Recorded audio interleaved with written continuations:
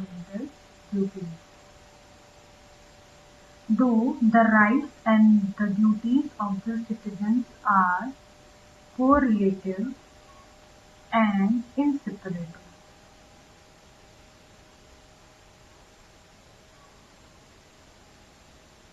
The original constitution contained only the fundamental rights and not the fundamental duties. Alright. Why?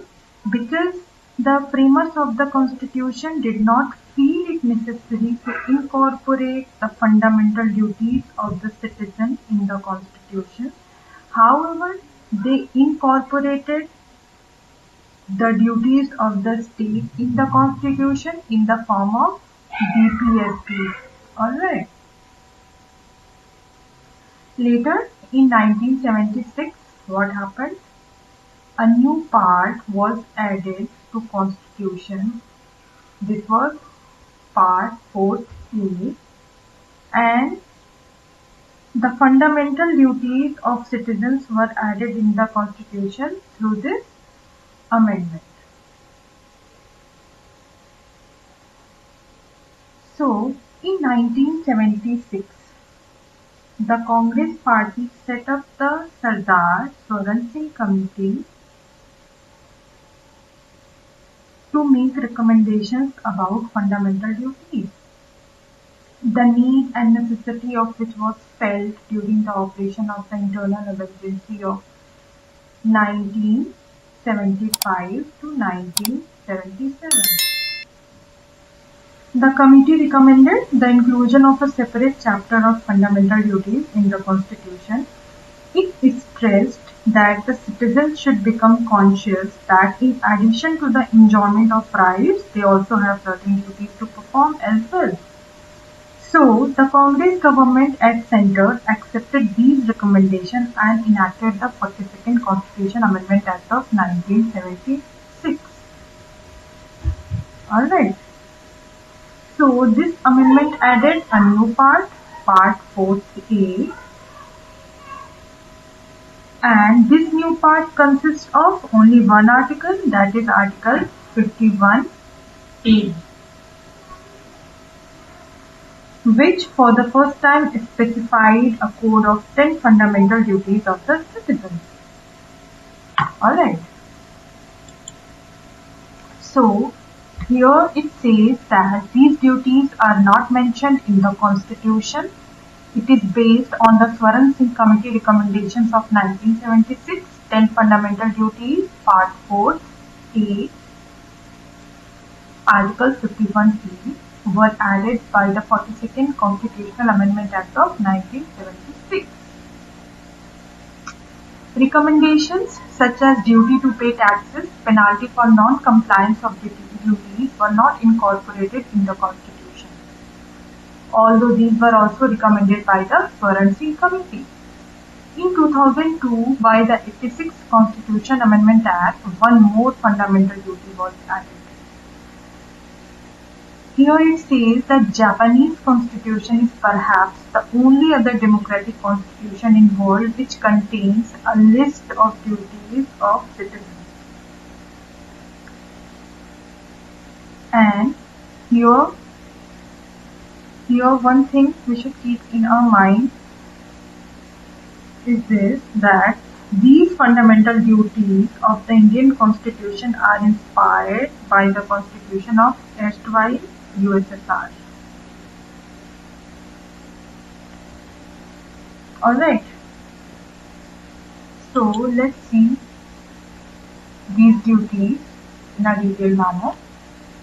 The first duty is to abide by the Constitution and respects its ideas and institutions, the national flag and the national anthem, to cherish and follow the noble ideals which inspired our national struggle for freedom, to uphold and protect the sovereignty, unity and integrity of India, to defend the country and render national service when called upon to do so, to promote harmony and the spirit of common brotherhood, to value and preserve the rich heritage of our composite culture, to protect and improve the natural environment, including forests, lakes, rivers, and wildlife, to develop the scientific temper, humanism, and the spirit of inquiry and reform, to safeguard public property and to abjure violence, to strive towards excellence in all spheres of individual and collective activity.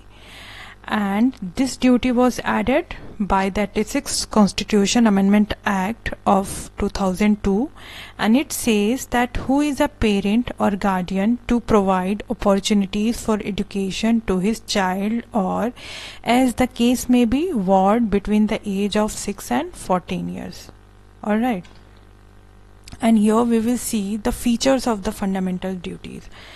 Here we will see that some of the fundamental duties are moral duties while others are civic duties. For example, cherishing noble ideals of freedom struggle is a moral precept, and respecting the Constitution, national flag, and national anthem is a civic duty.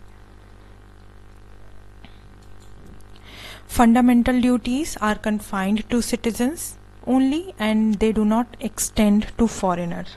What does it mean? It means that while some of the fundamental rights which extends to all persons, whether citizens or foreigners. Alright, but these fundamental duties are confined to citizens only, and they do not extend to foreigners.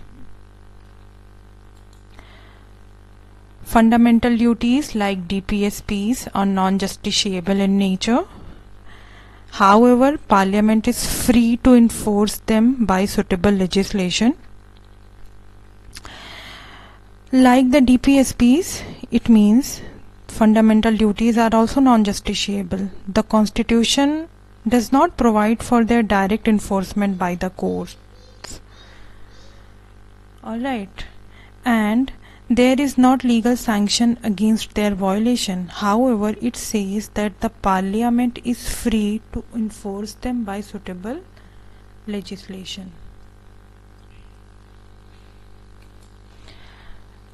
And here we will see the significance of fundamental duties. What are their significance? They help the courts in examining and determining the constitutional validity of a law.